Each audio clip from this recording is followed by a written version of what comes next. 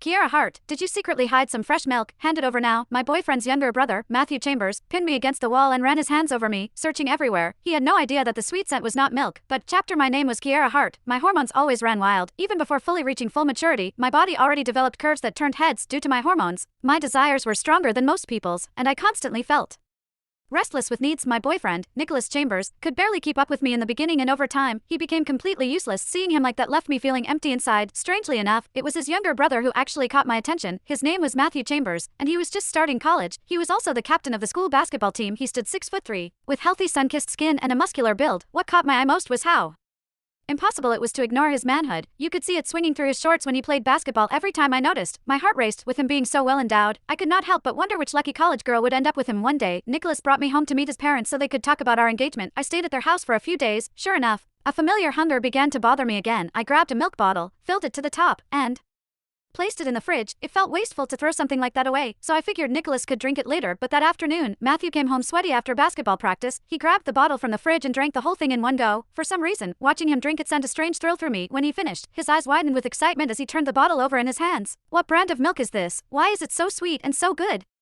Embarrassed, I simply told him I picked it up at the grocery store. It would be too embarrassing to tell him the truth. However, Matthew stared at my chest. That was when I remembered I did not put my bra back on after filling the bottle earlier. Beneath my loose shirt, the two tiny bumps were impossible to miss. Under his stare, I could already feel myself growing weak. I tensed every muscle in my body and fought to stay composed, just so I would not do anything humiliating in front of him. He sniffed the air and said innocently, "That's weird. Why does it smell so strongly like milk?" I looked down and saw that my shirt was already soaked through. Drops of creamy white liquid seeped out one by one. Right then, my whole face turned burning red. Matthew looked at me and asked, "Kiera, why is your face so red? Are you feeling sick?" I quickly answered, "And no, I'm fine. Maybe I'm just coming down with a cold." Luckily, he was innocent enough not to realize what actually soaked through my shirt. Seeing how flushed I was, Matthew said, "Kiera, you should rest. You look really unwell." The second he said that, I rushed back to the guest room and shut the door behind me. If I stayed 1 second longer, I would not have been able to hold myself together. Once I was alone, the tension eased a little. I quickly took my clothes off, grabbed another glass bottle from the desk, and filled it with what was overflowing. At that moment, Matthew's face appeared in my mind. I imagined his hands on me,